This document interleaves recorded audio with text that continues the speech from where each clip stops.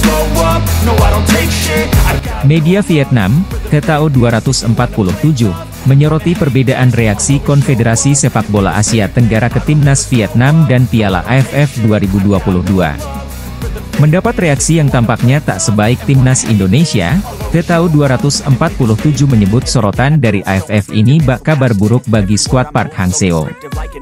Sebagaimana diketahui, duel sengit tersaji dalam pertemuan Timnas Indonesia versus Vietnam di leg 1 semifinal Piala AFF 2022.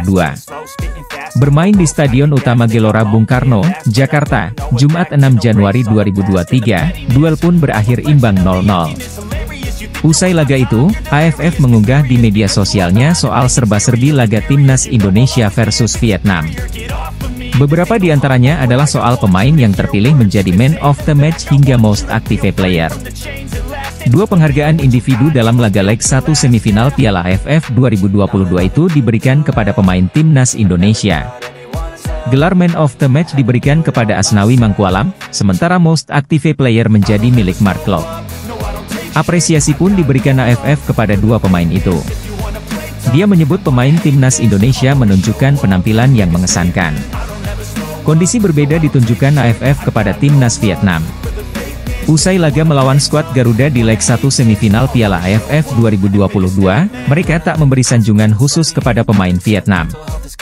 TTO 247 pun menilai bahwa kondisi ini bak kabar duka untuk Timnas Vietnam. Menurutnya, penampilan pasukan Park Hang-seo tak diapresiasi penyelenggara Piala AFF. AFF memberikan kabar duka kepada Timnas Vietnam setelah seri melawan Timnas Indonesia.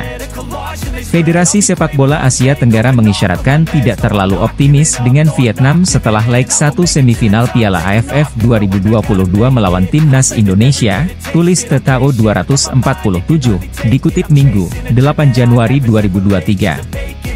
Usai imbang dengan Indonesia, Timnas Vietnam juga mendapat sinyal buruk dari Federasi Sepak Bola Asia Tenggara, AFF. Alhasil, penampilan Golden Star Warriors tak diapresiasi penyelenggara Piala AFF, sambungnya. Secara spesifik, gelar individu setelah laga leg 1 semifinal Piala AFF 2022 antara Vietnam dan Timnas Indonesia menjadi milik wakil tim tuan rumah, jelas TTO 247.